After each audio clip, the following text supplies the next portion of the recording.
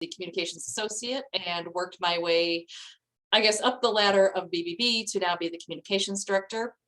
I have a team of one at the moment. I have a community programs coordinator who is based in the Albany, New York area. He helps us manage our community partnerships, which SCORE is one of our valued community partners, and our charity review program. So we do accredit charities in addition to businesses. So he handles that. He's helping me with social media and a bunch of other things while we search for Lauren's replacement. I have been teaching online reputation management for about 7 years now. And I think this is version 940 of this presentation because things keep changing. And even if you saw me present this in the past, you know, things have changed, especially if you see like the first number that jumped out at me on this screen was 2020. Obviously, a lot of people began searching for businesses online when they couldn't go anywhere, they couldn't talk to anybody. So, you know, why is this so important to manage your online reputation? 34% of people were searching for businesses every day online. 93% of consumers use the internet to find a local business. So what you put out there, either on your personal pages or your website or your email marketing, you have to remember that that positive online reputation will help customers to not only trust your business, it could turn searches into leads, and it could help boost you on local search. So you're probably sitting there going, okay, how do we do this? So that's what we're going to talk about today. I'm just going to go over the Better Business Bureau. And I want to show everybody how the BBB standards of trust can relate to managing online reputation every day. You're going to hear me talk about trust all the time, but that's what we are. We're the trust police, I guess, for lack of a better term. But you know, we say start with trust when you start with BBB. We're going to go through the basics. You know, a lot of you, I'm sure, are either starting out or haven't started out yet, but I'm going to talk briefly about a BBB business profile. You don't need to be accredited to have one, so we're going to go into break that down. Your Google page, I know Ted is a very proud Google partner, as we are as well. So a lot of you probably had that Google knowledge, but we'll just go over very briefly your Google page, your website, other online directories, some up and coming forums that you might not be aware of or you might not realize you need to be on, and email marketing. Then we're going to talk about social media, and then we're going to talk about customer reviews to close it out, because customer reviews are a really, really, really big part of this. Just briefly, we are the Better Business Bureau of Upstate New York. We are based in Buffalo. There is a BBB in New York City that we partner with often to do presentations and to serve our business members. We have 7,200 in upstate New York. So when we do work with our statewide partners and things like that, we will involve that Better Business Bureau.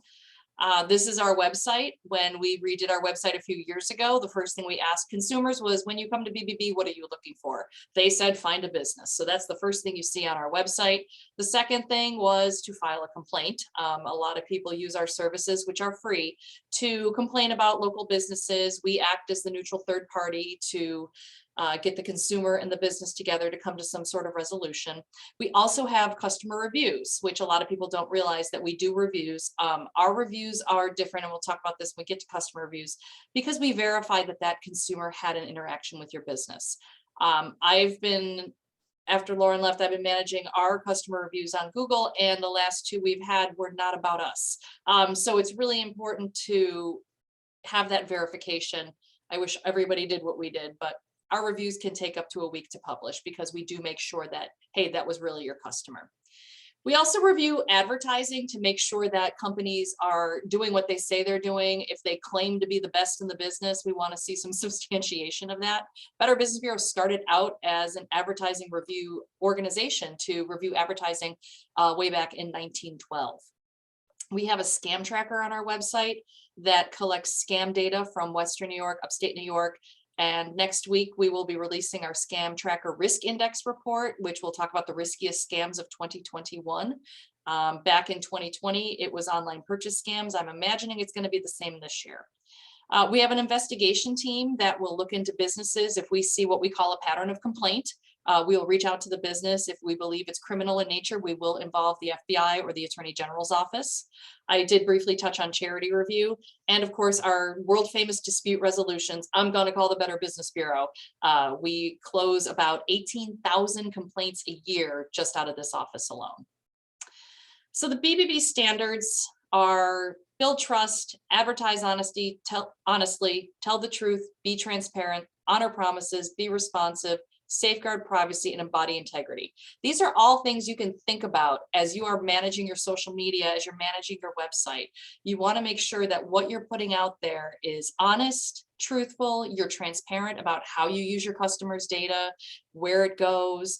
If there's somebody who has a complaint, you want to make sure that you're responsive. So we're going to talk a lot about trust, honesty, and responsiveness as we go through the presentation today. The BBB business profile is a wealth of information. There's a lot that you can put on your profile if you're accredited. If you're not accredited, it's a really great way for you to be found by people because it is indexed by Google. So if you do come to us and say, hey, I want a profile, but I'm not ready to be accredited yet, that's great. We'll put your profile up. As much information as you give us, we can issue you a letter grade at that point. But you want to make sure that whatever information you're giving us is accurate. So you want to make sure the phone number that we have is the phone number on your Google profile, your website, your Facebook, your Instagram. All of that stuff gets indexed by Google. And if there's wrong information on your BBB profile, that could actually hurt you in search engines. So you just really want to make sure that you're updating it as much as you can. You want to treat it like your website. So we'll get to that in a minute, but you want to make sure you have your hours of operation, your locations, the correct people. That's a big one that we get a lot of our businesses sending to us is, hey, I don't, this person doesn't work for me, hasn't worked for me for 3 years. Well, you got to let us know. So we do allow people to go in and update their profiles when they do have changes. But the more information you give us, the better we can get you a letter grade and get you out into the world. The first thing people see, they'll see your business, they're probably going to go to Google. So what are they going to see if they type the name of your business into Google? It's really important that you keep on top of this because you want to see, great reviews. I love this product. I love this company. They came out during a storm to see me. You don't want to open it up and see, this business sucks or terrible customer service, or I called and nobody answered the phone. So you really want to stay on top of it. And Google, let's be honest, is the #1 search engine. You want to make sure that everything out there is accurate. I know Randy talks about this a lot, but I'm briefly going to talk about your Google My Business page. You want to make sure that you have an account. Sometimes it is generated by Google. So if there is an existing listing, you want to make sure that you claim it, and they're going to send you a postcard, believe it or not, to claim that listing. You want to make sure the information is correct. We do change ours quite frequently. If there's a holiday, during the pandemic, we were using it to get information out. It's like another social media. There's room for posts, photos, things like that.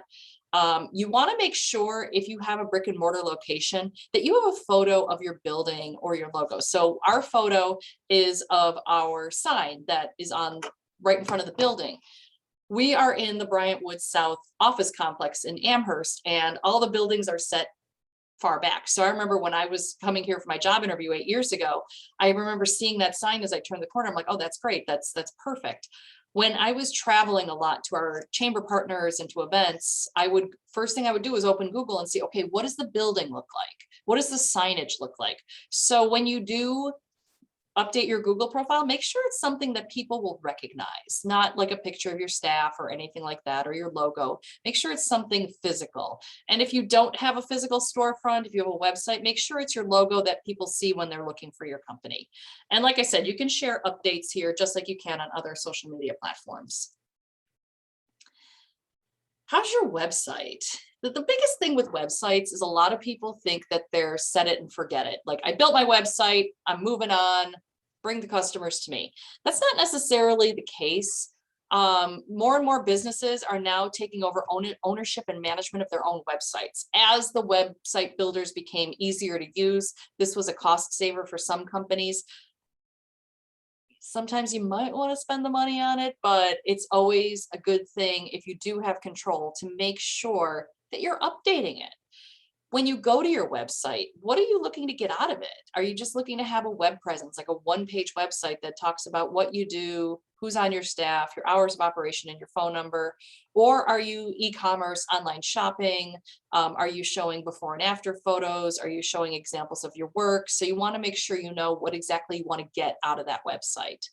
And then you want to think about who your target audience is. if your customers go into your website, what are they looking for? So let's say you do siding for a house.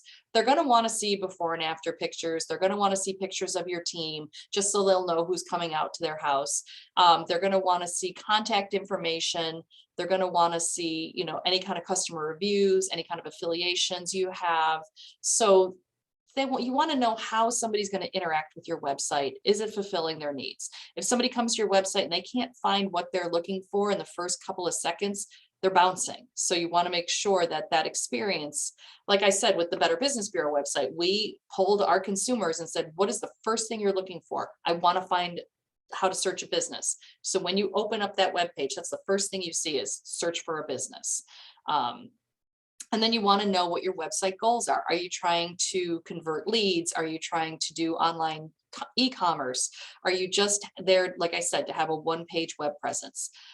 Google Analytics is free. Everybody can get an account with that. So you can take a look and see how long are people spending on your website? Where's the first place they're going? What are they clicking through to? And then you can improve those pages for that customer experience. Yeah, I'm going to pause and see if anybody has any questions while we're rolling along. Is that okay, Ted?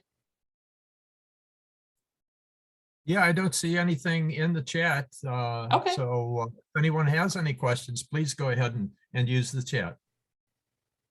Excellent. Just going to pause for a quick sip of tea. Online directories are, let's face it, they're kind of a pain because you end up on these directories and you didn't put yourself there. But you want to make sure that if you are out there, that you know how you're listed. I can't tell you when I started working here, how many different directory listings had us as the BBB of Western New York, and we're the Better Business Bureau of Upstate New York. So we had to change all of that. We wanted to make sure that our 800 number was very visible across the state, so people didn't think, well, they're just in Buffalo, they don't care about us. So I had to take our 716 numbers off, make sure that they had the correct contact people, because again, when you're being indexed and they're finding a bunch of different names for your business, a bunch of different phone numbers, but the website's always the same. We switched the way our domain is for the locals, so I had to take out all of the old websites. It's taxing, but it's something that you need to do, because if somebody's looking for your business and they see it as one name here or a different phone number there, they're not going to trust you. So you want to make sure your information is updated. And if you belong to any chambers of commerce, business organizations, membership organizations, you want to make sure those directories are updated as well to make sure that you have the correct person on there, because chamber members love to refer other chamber members. And if your listing isn't appropriate or it doesn't have the right phone number, you're going to miss that referral. So it's just really important to make sure all of the online directories match. Couple of other networks that came up mainly during the pandemic was Nextdoor, which is the neighborhood app. So you have to prove you live in your neighborhood to be on this platform. And most of the posts are people looking for recommendations. I look in Nextdoor a lot just to see which businesses are being recommended, because I've seen some F-rated BBB companies recommended by my neighbors, and I sometimes will educate them about how to find a business. But people are looking for recommendations from home improvement to financial planners to dog walkers to elder care. So it's a really great place to have your business listed, because if somebody mentions your business, it tags it. So then it will go over to a page that has your name, your phone number, and your hours of operation and your location. So it's a really great way to get your business out there, especially if you are in a neighborhood that, you know, you do a lot of word of mouth from the neighbors. You definitely want to be on Nextdoor. Facebook groups, same thing. A lot of people, you know, my neighborhood has a Facebook group. A lot of neighborhoods have Facebook groups. They're all asking for recommendations. And if you, and again, I think Facebook is the third largest search engine. I think it's Google, YouTube, Facebook. So people are looking on Facebook for recommendations for companies. They're not going to go off Facebook to look you up. They're going to go on Facebook to look you up. So you want to make sure your profile is updated. I know when we are working on, we've got our home show, Buffalo Home Show coming up this weekend, and we like to tag all the businesses that are members of ours. And we see some people haven't posted since 2013. That actually can hurt you. And we'll talk about that when we get to social media. Really quick, I wanted to touch on email marketing because I know a lot of people loathe email. I'm actually going to look right now, real time, see. I have 282 emails right now. Email marketing it's not dead. It's still a very effective way to get your message out. Email engagement increased during the pandemic. Open rates went up. I know our open rate increased by 10% during the pandemic and even in the last year because people really wanted to engage with our content and our information. There's just really 3 things to remember when you're composing an email or sending an email to your customers or your clients. Is it the right content for the right audience at the right time? A lot of brands were criticized in the first couple of weeks of the pandemic for not pivoting their marketing strategies, for continuing to send out marketing emails that were tone deaf to the situation. So you really want to make sure that if you are sending something out, it's not one of those things where one of your customers is going to open your email and go, ooh, I don't know about that. So just really remember, is it the right content for the right audience at the right time?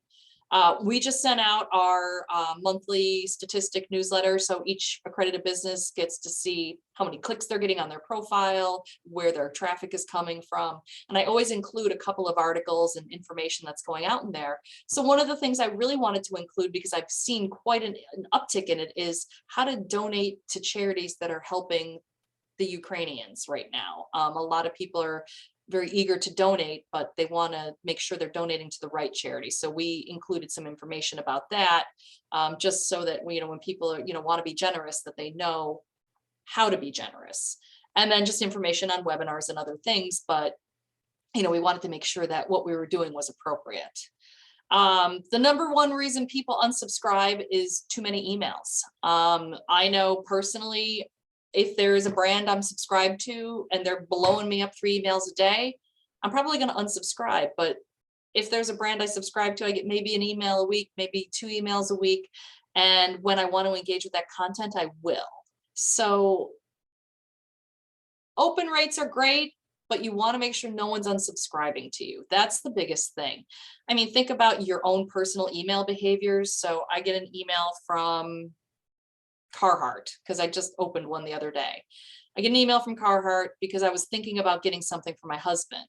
I will not unsubscribe to that because I will down the line want their emails again. So I'll just, kind of scroll through, delete what I don't want. But when I do want to engage with that content, I will. So if you're one of these companies or brands that are sending too many emails, that could lead to somebody unsubscribing. So you just really want to make sure that your message is the right content for the right audience at the right time. Does anybody have any questions for the first half? Anybody want to jump on and ask a question verbally? I don't know if they're allowed to do that, but. Yeah, we can, if someone wants to hop on, I can go ahead and open up some of the microphones if people want to get in verbally and chat with you. If there is anyone that wants to do that, you're welcome to raise your hand. Anybody? We can keep going. All right, keep going.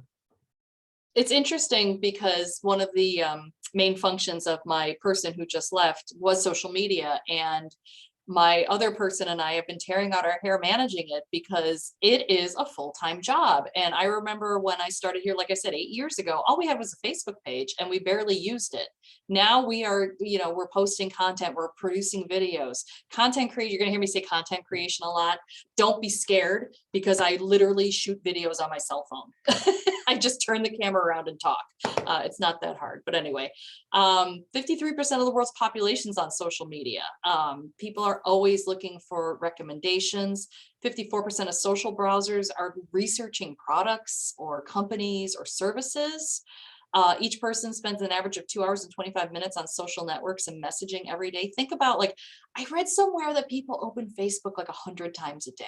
That's insane to me, but that's not too far-fetched because, it's like a natural reaction. Like you go to your phone, you open it up, and the first thing you want to just open Facebook and see what's going on because you have those little red alerts that, somebody's looking for you.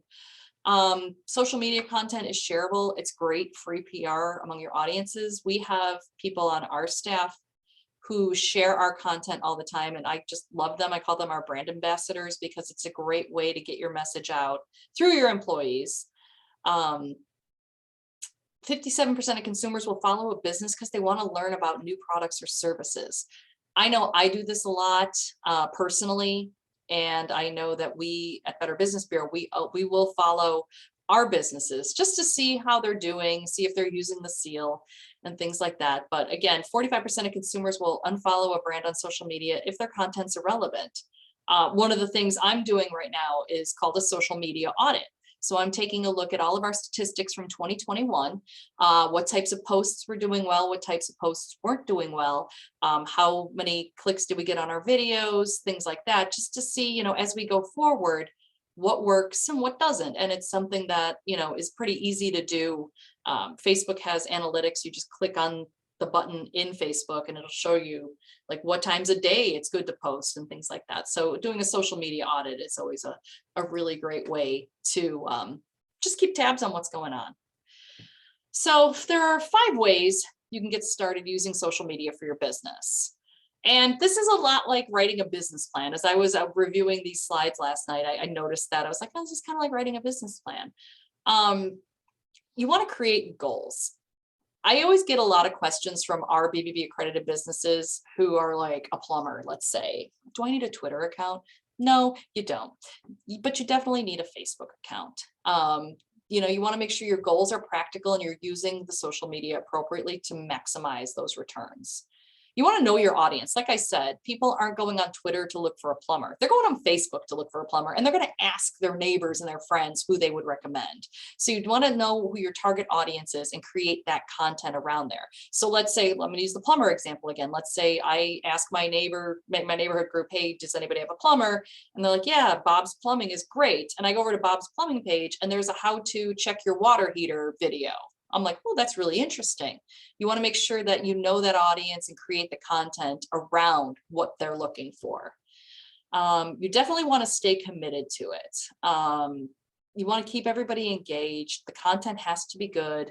And I bolded be responsive because that is one of the BBB standards of trust.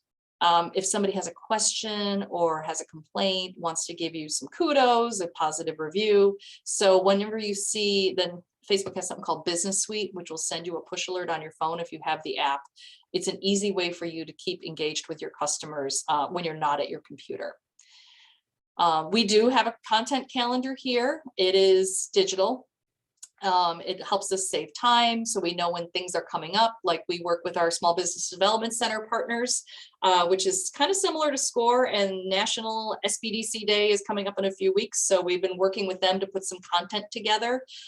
So we're not like waking up one morning and seeing an email like, hey, today is XYZ Day. And we're like, oh crap, we didn't do anything. So creating a calendar and, you know, writing it all out does really help. You want to listen to your audience. One of the biggest things you can do is kind of sneak over to your competition's page and see what they're doing, see what people are saying, if they have a lot of complaints or if they're not responding to customer comments or reviews. Or you can just see if you have, you know, if they're not responding, then, you know, you can say to yourself, you know, I am responding, I am being responsive. So you want to make sure that you're doing all of the things that you're supposed to be doing. And if you see like your competition is hosting like live Ask Me Anythings, like, hey, why don't I just turn on my phone and do that too? So it's really important to just kind of stay on top of all that stuff. 5 social media content ideas to help drive engagement. Interactive polls are so fun. I love when I'm scrolling through my Instagram stories and I see a brand asking me my opinion, because people love to give their opinions. So it's a great way to keep your audience involved. And if it's in like one of your story on Facebook or Instagram, it's a great way for them to engage more with your page. Host an AMA and ask me anything. So I did a couple of these last year. We're going to start doing them more. And we do them on Instagram mostly because the interface is easier. And we just talk about what scams are going on. We ask the audience to give us some examples of what's going on with them. This week, we talked about tips for hiring for your home because of the Buffalo Home Show coming up. even though the live video only had a couple of views, there was a lot of people watching it afterwards. So even if you are hosting that live Ask Me Anything, afterwards people might find it, reference it, and look at it again. And like I said, going live is great, because every time, and I'm sure those of you who use Facebook or Instagram, you get a push alert on your phone that somebody's live. And I'm a dork, I'm a marketing director, so of course I open it to see what they're talking about. But it's just really interesting to have the ability to be live. And you don't have to, have a polished video with lighting and makeup and hair. It's just, hey, here I am and I'm talking. Like I said, the tutorial videos are great. A lot of people love tutorial videos. I know I've learned a lot watching tutorial videos. My husband's the king of anytime something goes wrong in the house, the first place he goes is to YouTube to find a tutorial video. We do what we call a Tip Tuesday video. So we talk about tips to help protect yourself, your identity, protect yourself from scams. So those are similar to a tutorial video, but those types of videos really get views and they're great for your brand. You also Melanie? want to share. Yes. Yeah, there is a question that came up in the chat. Can the interactive polls be about anything? Yeah. I mean, usually you want to make it something about you, but you can make them about anything because people just, like I said, they love to give their opinion and they're going to probably engage with you a little bit more, even if it's something like, hey, we're thinking about changing the color of our logo. Do you like blue or green? Something like that. People will definitely participate in that. And then, Okay. influencer content. Oh, go ahead. Yeah, thanks. Okay. Okay, I see. Oh, I see the questions now. Okay. Influencer content, if we can't share influencer content because we don't endorse a product, service, or company. But if it's something where, whatever company you have, whatever you're doing, if you like, say you're a hair salon and there's a new technique or color trick that your salon's doing and you want to share like an influencer video of them with that hair color, that's great because people will engage with that a lot more too. So the influencer content is a great way to, an influencer could be anything. Like I personally share videos from my favorite baseball team a lot. So that's technically influencer content as well. So people really do like to share that stuff and they look for it. So if you're sharing it, they're going to look for it on your page as well. Any other questions about social media? I know I kind of went through it quickly. I wasn't going to do a deep dive into each platform, but I think the biggest takeaway is to remember where your audience is. Again, a plumber doesn't need a LinkedIn and a Twitter. They probably need an Instagram to show before and after photos and a Facebook so they can get those recommendations. So does anybody have any other social media questions? No. Okay. Well, there's nothing else that is on the chat right at the moment. I do have a comment Sure. about video that I have gone ahead and had the conversation with a video a person who does have a video production business. And he told me that YouTube is the #1 place that people are going these days to go ahead and find out about products and companies. And he recommended highly going ahead and having businesses produce videos, have them on their websites, and also consider going and putting their videos on YouTube. We do have a couple of questions here, or we do have another question. How often should you post on your social medias? That is a great question because that is something we are debating right now here internally. We were posting every day. And I was noticing we weren't getting a lot of engagement. So if you are posting every day and you're not seeing a lot of engagement, you want to make sure that the content is good. I mean, I think our content's great, but if people aren't engaging with it, then we're going to back off a little and maybe post a little bit less. But you definitely don't want to wait weeks and weeks between. I would say 2 to 3 times a week is pretty average. Every day is kind of excessive, but if it's really good content and people are engaging with it, absolutely. But I wouldn't wait weeks between posts. I would definitely 2-3 times a week. And just, again, make sure the content is stuff that people who are looking for your business or people who are fans of your business are going to want to see. Okay. Okay. All right. We're going to talk about customer reviews quick. Okay, we still got 20 minutes. Perfect. Trust is key when it comes to customer reviews. There have been a lot of studies about customer reviews. There have been a lot of FTC actions about customer reviews. There have been a lot of people I see, like friends of friends on social media, saying, hey, can you review my buddy's company? He really needs 5-star reviews. I'm like, no. And I will actually say that is a very dishonest way to get reviews, because you want people's honest customer experience to speak for your business. You don't want like your aunt and your cousin and your brother filing reviews saying, oh, these guys are great, when they never did a day's worth of work for you. But people think they have to pad their reviews, and honestly, you really don't. You just really want to make sure that you have that honest review of your product or your service. Why do you need these reviews? It boosts your brand recognition. It can help increase your search engine optimization, because customer reviews are what's called user-generated content, and the internet loves user-generated content. It's instant feedback for your company, and it's direct communication with your customers. So you definitely want to ask for reviews. I know a lot of companies I talk to all the time on the phone are like, well, I just feel weird asking them for a review. I said, hey, if you did a great job, they should have no problem writing that review. Where do you want your reviews? You want them on Google, you want them on Yelp, you want them on Facebook, and you want them on Better Business Bureau, because like I said earlier, our reviews are verified with the business and the consumer to make sure that you actually had that marketplace interaction that warrants the review. There is a wonderful survey, and I encourage everybody to go to brightlocal.com, BRITELOCAL.com, to take a look at their customer review survey. This is data from 2021. This just came out 2 weeks ago.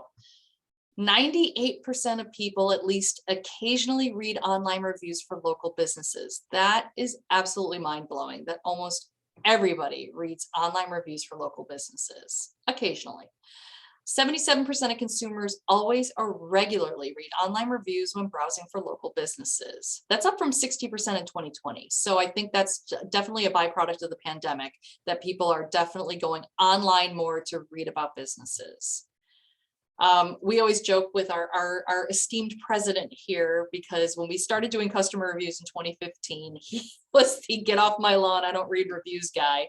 And now the percentage of people never reading reviews when browsing a local business fell from 13% in 2020 to just 2% in 2021. So people who never read reviews are now reading reviews.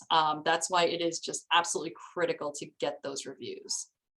Okay, this slide's messed up. I apologize, but I'm just going to go through a couple of key data points.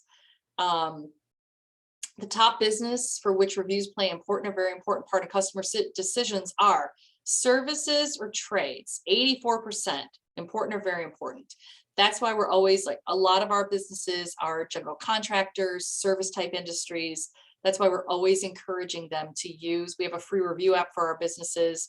Use the review app, ask for those reviews, send them to bbb.org, tell them to click file a review, because that's what people are looking for. They're looking for that customer experience.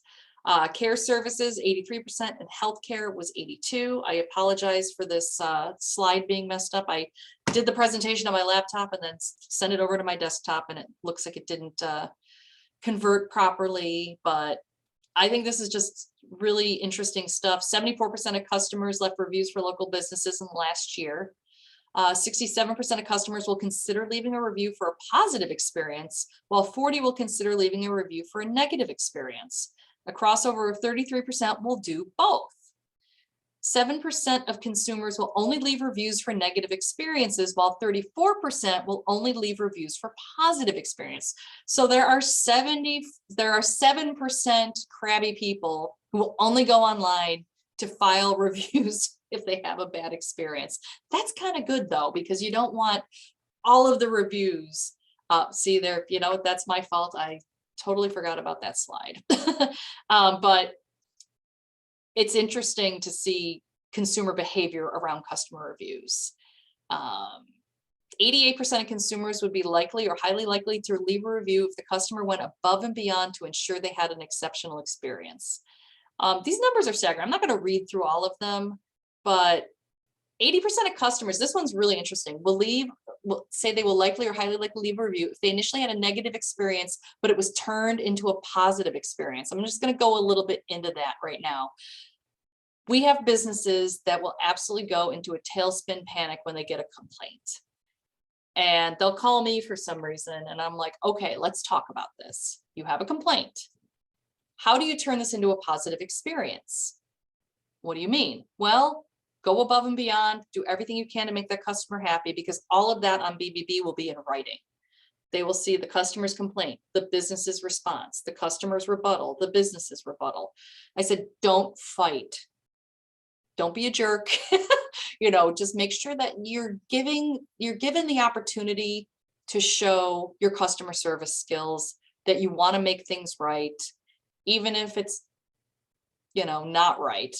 You definitely want to make sure that you're showing potential customers how you not only handle the complaint, but that you're responsive.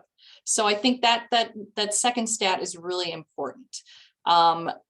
If your initial experience is bad, the company comes back and says, okay, we're going to fix this, we're going to do this, we're going to do that. And then that customer is compelled to say, wow, I'm really impressed by this. That's what your potential customers are looking for, because not everybody's perfect. Not every business is going to have that perfect 5-star rating, A+ rating, no complaints. Things are going to happen. So this is just a really great chance for businesses to shine with customer reviews and show their customer service skills and show how they go above and beyond to take care of businesses. I like this one too. The last stat is, and this probably applies to a lot of folks here, 77% of consumers say they would be likely or highly likely to leave a review if they knew the business was fairly new. So customers want to help you get good reviews when you're new. So that's kind of exciting. So that's why it's really important to ask for them. I remember our tree guy a couple years ago, they wanted a check. So I gave him a check. He did a wonderful job. I thanked him profusely, and he kind of looked at the ground. He's like, you mind writing a review for me? I'm like, absolutely. I'll have my husband do it when he gets home. Cause I can't file reviews because of my job. So it was awesome to see him ask for it, but it shouldn't be that hard. So where do the customers go after they read the reviews? Well, they go to your website. They search for more reviews to further validate their choice. They want to make sure that, okay, I'm going to go with Bob's Plumbing, but I want to see what other people are saying on other websites. In some cases, they'll visit your location to see what you're all about. They'll continue searching for other businesses, but they're always going to keep yours in the back of their mind. And then they're going to reach out. So see how it all works together. You want to make sure your social media game is on point, your website's up to date, you have those great customer reviews, and that can turn searches into customers. Whew, it's exciting stuff. Just a couple of quick reminders. You want to stay up to date on the latest and additional tips by following reliable sources of information. We have on bbb.org, we have a great small business resource center page that I can put in the chat when we're done. You want to maintain a positive reputation. You want to refrain from doing anything that looks like your business is taking advantage of situations in the news or making inflammatory comments. A lot of people think that I'm me, my company's my company. That's not true necessarily. Public perception is a lot different than what reality is. I am the spokesperson of the Better Business Bureau. I'm the face of the organization. I'm on TV a lot. I am very careful with my social media. I do not talk about politics. I don't talk about religion. I don't talk about anything that could adversely affect the Better Business Bureau. Do I have a great time and show my hobbies and my interests and pictures of my cat? Absolutely.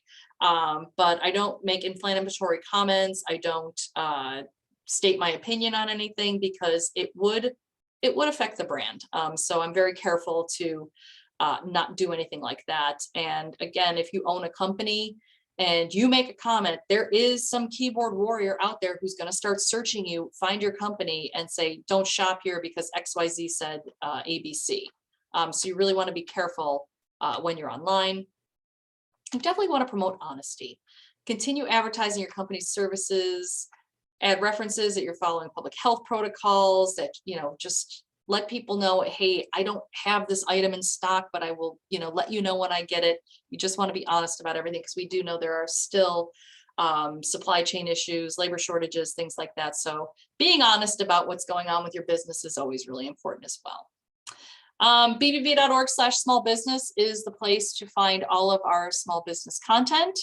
bbb.org it's a fun rabbit hole of scam tracker and complaints and reviews, and all of our tip articles regarding scams and things to watch out for. This email address, bmore@upstatenyBBB.org, goes right to me. So if anybody has any questions, I am more than happy to answer them. And with that, I would love to take some more questions. Well, Melanie, thank you so much for your presentation. And let me go ahead and open up. I will open up the for our attendees to allow them to talk, open up their microphones here. I'm going to go ahead and do that. That will take me a little time. Just a moment here. So I get back and participants. It's funny how we all know Zoom so well, and then they start changing stuff. Okay. Sure. I am Adam, Sprout allowing- Social is it's a social media scheduler program, and they also do a lot of education around social media. They're the scheduling, like Hootsuite, their scheduling programs. That's what we use here. So that stat came from Sprout Social, which is probably one of the leading social media companies. I know a lot of Better Business Bureaus use them.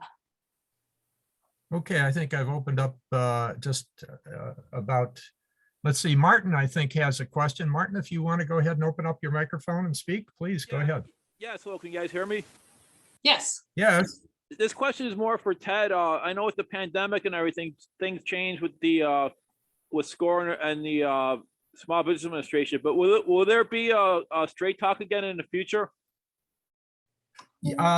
Very good. I'm glad you asked that question. Straight Talk, by the way, for people that don't know, it is a joint effort by the Small Business Administration, the district office here in Buffalo, and SCORE, and quite a number of the other partners for small business in the Buffalo area. To answer Martin's question directly, there is plans are afoot to go ahead and do a Straight Talk, and we will be doing that in June, and it's being planned right now. Straight Talk is a major conference, usually in the morning on a Saturday, and so either mid to late June we will be having that conference. Straight Talk also has a follow-up. We do a follow-up of 8 evening sessions, and those evening sessions will more than likely be held at Damon College. The conference, the kickoff conference, will be at the Buffalo Convention Center, but I don't have the exact date to give you right now. Please watch both the SCORE and the SBA website here, the Buffalo SBA website, for more information on that. It should be listed within the next month. Okay, great. Thank you. June's around the corner, so that's good. Yep. Okay, that's scary. Time is going by so quickly. Anyone else? Any other questions?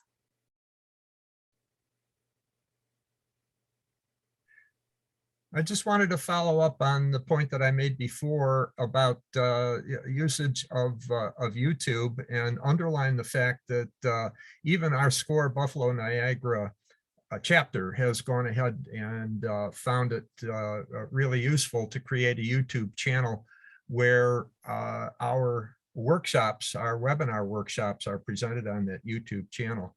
And like I said before, the YouTube has really gotten out there is even more important than Facebook for going ahead and presenting a public face of your business. So I'd like to encourage that. Anyone else? We have a YouTube channel too, where we put all of our scam tip videos. So if people are searching for scam tips, they'll see our videos and know that, hey, you know what, that is a scam. So we do definitely use our YouTube channel. Does YouTube really bring in a larger audience?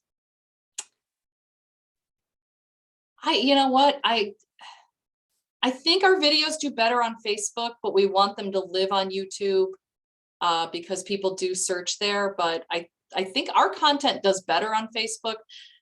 I know there's some YouTube channels that have millions and millions of followers, but I think the more you cross post, so we will post our video content on all of our social channels, and then it will live on YouTube. So it'll be memorialized there. So if people are searching for it, they'll be able to find it. I don't know if you have any thoughts, Ted. I know you've been dabbling with YouTube a lot. No, I think you've hit it as far as getting it out there. It's the visual is really become the way to go as far as presenting the face of your business. Yeah, and it's interesting. I did this presentation in Palmyra a few months ago, and everybody complained about video, like it's so expensive, you have to pay for it. And honestly, we just shoot stuff on our cell phones and, you know, use a quick online program to edit it if we have to edit it, but usually we'll just post it as is or do lives. And then, you know, you've got that live video that lives on your Facebook or your Instagram page. Right. Adam had a question that is in the chat here about earlier you had a slide that said Sprout Social. Would you explain further what that is?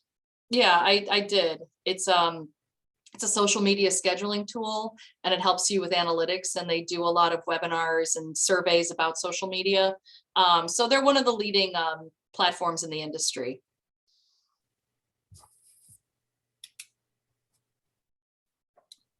Okay, anyone else want to open up their microphone? Yeah, I have another question too. Besides my digital marketing and web development, I'm also an actor.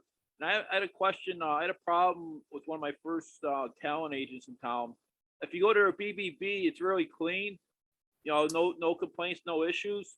But the problem is, you know, I was an independent contractor, and the problem is they take advantage of all their actors, and they have all these hidden fees, and they change everything and pay. You got to pay this, pay that. And I tried contacting the BBB, and they said there's nothing you can do because you're like an employee and as an independent contractor. So like I said, you go to the BBB, everything looks good and it looks like a model agency. But the problem is between, like I said, the actors and the agency, you know, as far as you know, being ripped off. So how can you handle something or deal with something like that? Well, you know, they're right. We don't handle employer-employee disputes. You could file a review. Oh, okay. I never thought of that. Yeah. So that's one of the things that we have a new complaint form, and it'll go through a bunch of qualifying statements. Right. But I would, yeah, file a review. Just Yeah, let people know your experience with that company. I had a problem with payment one time, and like I said, it was a very difficult issue until my lawyer sent him a letter. Then they contacted me like within a few hours. Like I said, you know, people, you know, like I said, a lot of people new in the industry and new into acting, and with these young kids and everything, you know, like I said, they're just getting ripped off. And like I said, I felt bad at, you know, I couldn't do nothing. But thanks for the info. Yeah, I'll probably do a review. Thanks. Yeah, and you can do a review on other platforms as well. And then, you know, when people search for that name, those will pop up. Okay, thank you. I have a hard stop at 10, so I've got to bounce. Okay. But if anybody has any questions, feel free to reach out. Again, thanks, Melanie, for your presentation. Thank you, Ted. And we will be going ahead and sending out a link to the recording and also a PDF copy of the slides to all the attendees. I will fix the slides and get them to you today. Okay, very good. Thank you, everybody, for being with us today. Enjoy the rest of your day and please stay healthy. Thank you.